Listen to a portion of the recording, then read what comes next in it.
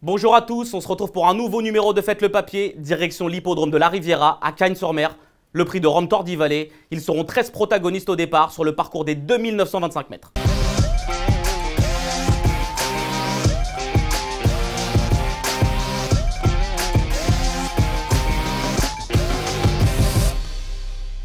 Avant de démarrer l'analyse de ce quintet, je vous invite à nous suivre sur notre chaîne YouTube et d'indiquer votre combinaison, votre quintet plus en commentaire et on essaiera de vous répondre. Cette fois, c'est à mon tour. On va démarrer dans l'ordre du programme. Je vais passer la candidature les unes après les autres. On va démarrer évidemment avec l'As Spartak Face, le petit poussé de l'épreuve. Comme vous pouvez le voir, il a 87 000 € de gain. Il va courir contre des concurrents qui en ont le triple. Spartak Face, avant le coup, ça semble compliqué. Ses dernières performances n'incitent pas forcément la confiance. Son entraîneur, comme vous pouvez le voir, il indique qu'il va faire le petit parcours et espérer accrocher une petite place. Mais avant le coup, ça semble très compliqué de lui accorder la confiance. Je passe tout de suite au numéro 2, Cyrano de B. Cyrano de B, ça sera l'un des favoris de cette épreuve. C'est l'un des meilleurs en classe pure, même s'il a forcément un peu moins de gains vu que c'est un cheval étranger. La dernière fois, il s'est montré fautif sur l'hippodrome de Vincennes, il était grand favori. Mais la fois d'avant, il s'était classé 4e sur la cendrée parisienne. Derrière, un certain Gaspard de Brion, Oractile, qu'on a vu qui était un peu la révélation du meeting d'hiver. Esteban Giel, qui avait eu un bon parcours et qui avait très bien fini. Mais il avait exactement très bien conclu son parcours. On va voir la course de référence. Il est ici. Vous pouvez le voir, bon, les deux premiers étaient un peu au-dessus du lot, mais on les connaît, c'est des chevaux qui sont nettement supérieurs. On va le voir, hein. Il a jamais molli pour finir Cyrano de B. C'est vraiment un bon concurrent, il s'adapte à toutes les distances.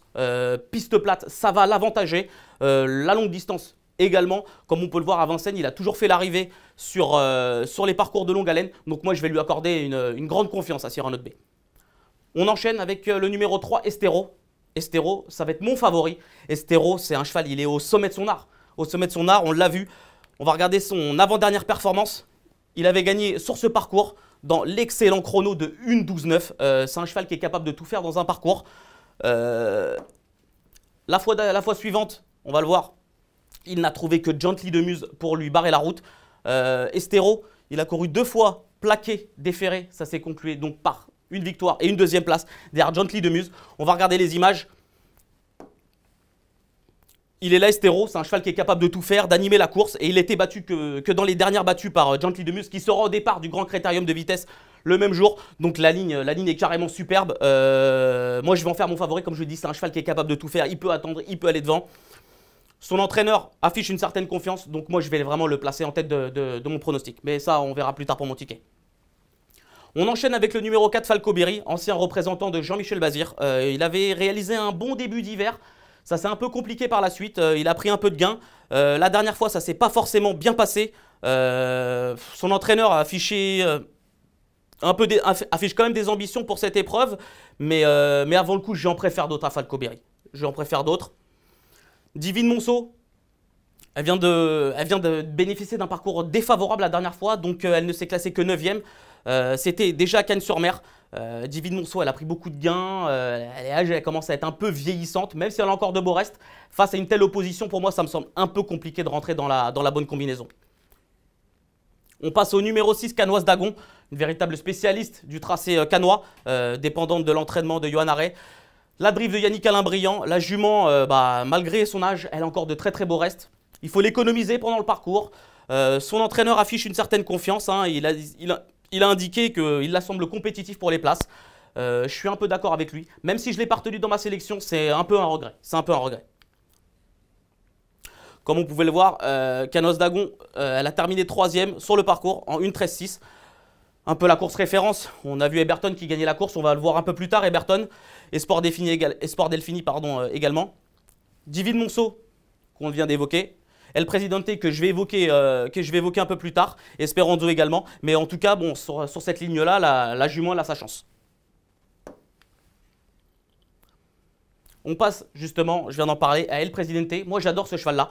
C'est un cheval qui a toujours été économisé pendant sa carrière. La dernière fois, faut pas lui tenir rigueur de cette performance. Il est capable de mieux que ça. Il n'a pas forcément eu un parcours hyper favorable.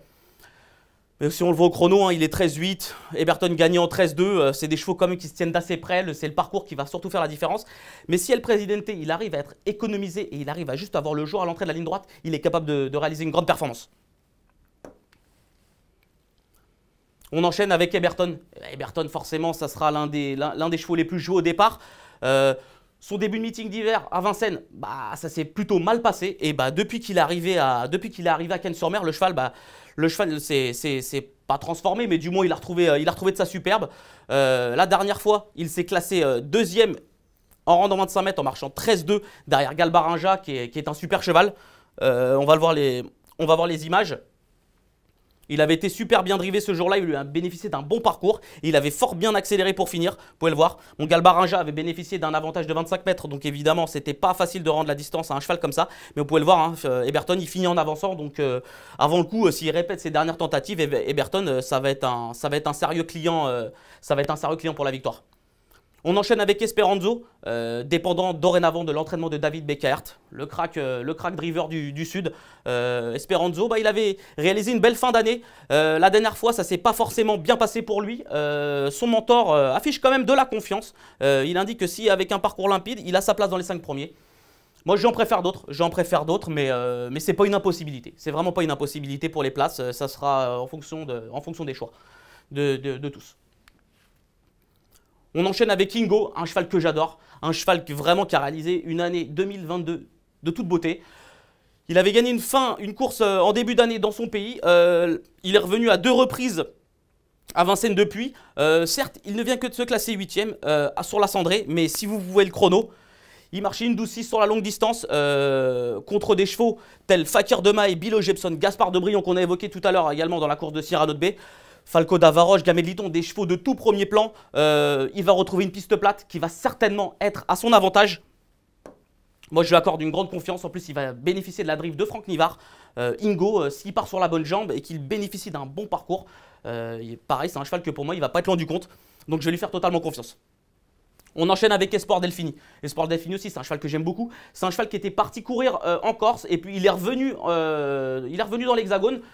Super cheval également. Il avait réalisé un début de meeting d'hiver, superbe.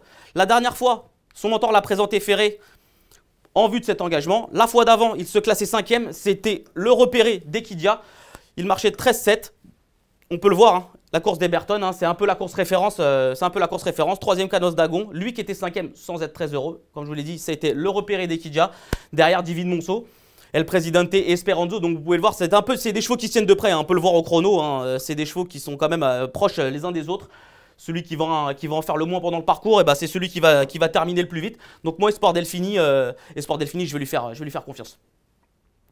Ensuite, on a DS Noir. DS Noir, elle souffle le chaud et le froid un peu, DS Noir. C'est une super jument, DS Noir. Elle avait gagné une étape du GNT l'an passé, un peu à la surprise.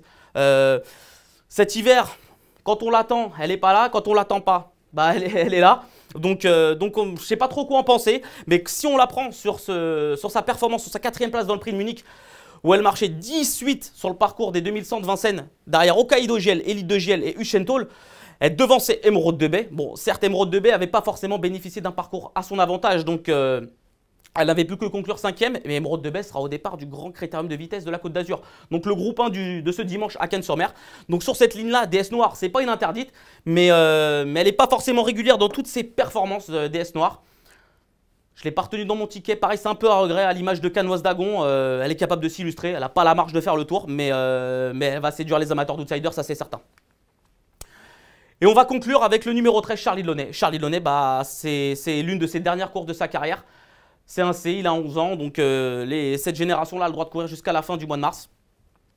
Ses dernières performances, vous pouvez le voir, hein, ça n'incite pas forcément la confiance. Disqualifié, 6e, 9e. C'est un cheval qui n'est pas très régulier, mais Charlie Delaunay, il a beaucoup de qualité. C'est un cheval qui est dur à l'effort. Son entraîneur, il indique qu'il est confiant quand même un petit peu, hein, vous pouvez le voir. Hein, il manque de chance ces derniers temps. Il reste fautif, certes, mais c'est un cheval qui a beaucoup de qualité. C'est un cheval qui est dur à l'effort. Donc tout sera un peu une question de départ. S'il se retrouve vite en bourrant, il est capable d'intégrer pareil le quintet. Forcément, je vais lui en préférer d'autres. Donc j'ai décidé de ne pas le retenir. Mais bon, il est une nouvelle fois plaqué. Il a déjà réalisé des superbes performances à Vincennes, un peu partout. Donc il séduira également les amateurs d'outsiders.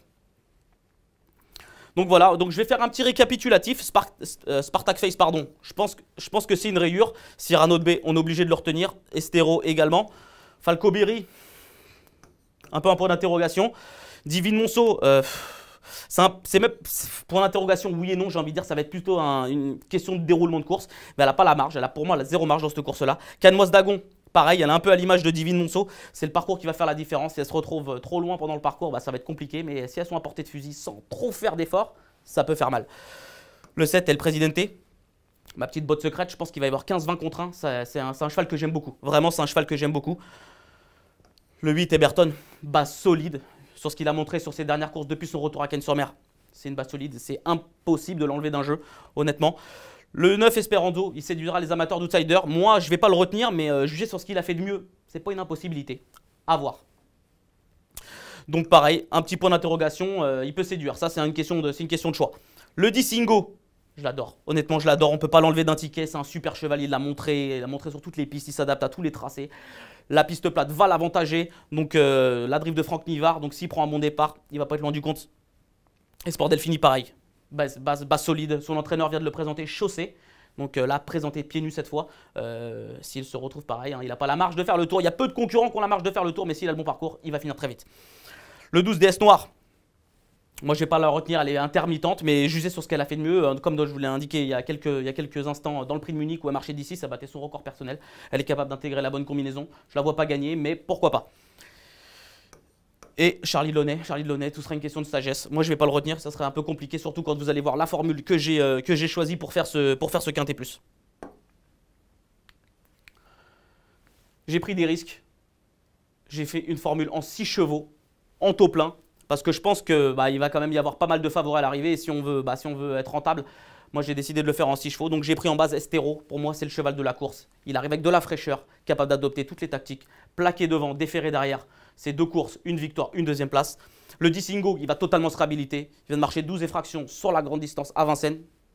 C'est un coup sûr dans les 3. Le 2, Cyrano de B, il vient de se montrer fautif. Il a un peu le même profil qu'Ingo. Le fait de revenir sur piste plate ne va pas du tout le déranger. Longue distance, pareil, confirmé. Le seul petit hic, c'est Björn Goop qui va le découvrir. Mais bon, on le connaît, Björn Goop, hein, le rat de prix d'Amérique, il a gagné toutes les plus grandes courses en Europe. Donc je ne vois pas pourquoi ça ne marcherait pas. Le 8 est Berton, qui revient au sommet de son art, qui retrouve une seconde jeunesse depuis qu'il est revenu à Cagnes. Donc obligé de le retenir. Le 11, Espoir Delphini, que j'aime beaucoup, qui, malgré son âge, il est revenu au top de sa forme. Et pour conclure, mon petit outsider, El Presidente, c'est un cheval que j'ai toujours adoré. Si pareil, il est capable de finir très vite, très vite s'il bénéficie d'un déroulement de course favorable. Voilà, j'espère que ce papier vous a plu et j'espère qu'on va toucher les amis.